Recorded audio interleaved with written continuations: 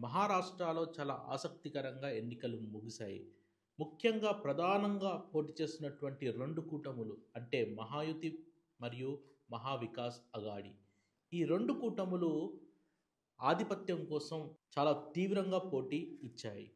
అయితే మహాయుతిలో ఉన్నటువంటి బీజేపీ కానివ్వండి, ఏక్నాథ్ షిండే శివసేన కానీ, దాంతో పాటు ఎన్‌సీపీ.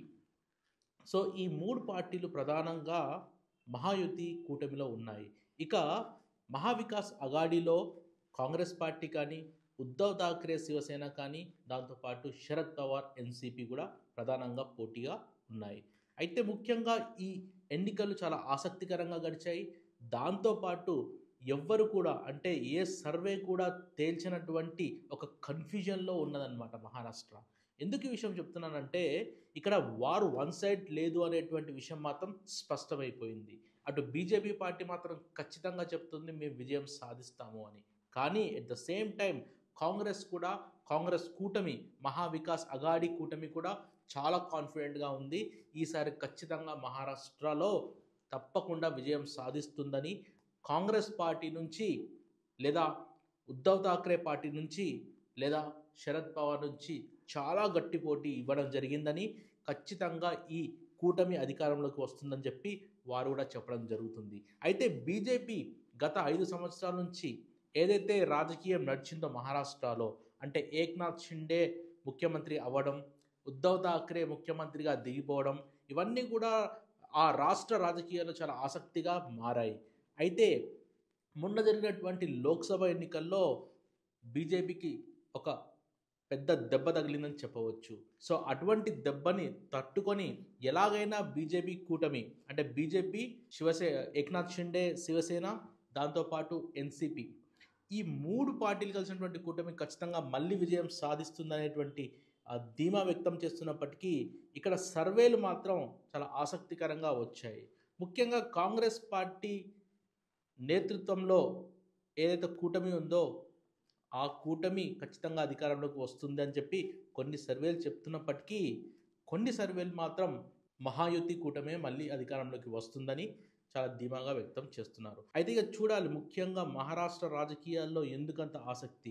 ముఖ్యంగా ఈ 2 కూటములే కాకుండా మహారాష్ట్ర నవనిర్మాణ్ పార్టీ, దాంతోపాటు Bahujan Samajwadi party SP Akhilesh Yadav party, దాంతోపాటు అసదుద్దీన్ ఏఐఎంఐఎం కూడా మహారాష్ట్రలో పోటీ చేస్తుంది. అంటే ఈ విధంగా చూసుకున్నట్లయితే దాదాపు 10 పార్టీలు మహారాష్ట్రలో చాలా తీవ్రంగా పోటీ చేస్తున్నట్టు కనపడతా ఉన్నాయి. ఇంత పోటీ అనేటువంటిది మహారాష్ట్ర ఎన్నికల్లో ఎందుకుంటుంది అంటే, ప్రధానంగా మహారాష్ట్ర అనేటువంటిది మొత్తం దేశంలోనే చాలా అత్యంత ధనవంతులున్నటువంటి రాష్ట్రం అని చెప్పవచ్చు. 360 మంది బిలియనీర్లు ఉన్నటువంటి రాష్ట్రం. ముఖ్యంగా ముంబై అనేటువంటిది దేశంలోనే అత్యంత ధనవంతమైనటువంటి సిటీ అని చెప్పవచ్చు. సో, అటువంటి సిటీతో కూడినటువంటి మహారాష్ట్ర చాలా ఆసక్తికరంగా ప్రతిసారి ఎన్నికలోకి వెళ్తూ ఉంటుంది. దానికి రీజన్ ఒకటే. ఎందుకు అంటే చాలా వరకు అత్యధికంగా ట్యాక్స్ కట్టేటువంటి రాష్ట్రం మహారాష్ట్ర. దాంతోపాటు దేశంలోనే అత్యధికంగా ట్యాక్స్ రూపంలో కానీ, బిజినెస్ రూపంలో కానీ, బడ్జెట్‌లో కానీ హై లెవెల్‌లో మహారాష్ట్ర ప్రతిసారి ఉంటుంది. ఎందుకు అంటే రీజన్ ఒకటే ముంబై. సో, ముంబైలో కానీ, విదర్భలో కానీ, కొన్ని ప్లేసెస్‌లో కానీ చాలా బలంగా ఉన్నటువంటి పార్టీలను ఢీకొట్టి ఎలాగైనా రాజకీయంగా ప్రభావం చూపించాలనేటువంటి ప్రయత్నంలో చాలా పార్టీలు ప్రయత్నం చేస్తూ ఉన్నాయి. సో, అందుకని ఒకప్పుడు అధికారంలో ఉన్నటువంటి బహుజన సమాజ్వాదీ పార్టీ కూడా మహారాష్ట్రలో పోటీ చేస్తూ ఉంది. ఉత్తరప్రదేశ్లో అధికారంలో ఉన్నటువంటి అఖిలేష్ యాదవ్ పార్టీ కూడా మహారాష్ట్రలో పోటీ చేస్తూ ఉంది. హైదరాబాద్లో ఎంపీగా ఉన్నటువంటి అసదుద్దీన్ ఓవైసీ పార్టీ అయినటువంటి ఆల్ ఇండియా ఎంఐఎం కూడా మహారాష్ట్ర ఎన్నికల్లో పోటీ చేస్తూ ఉంది.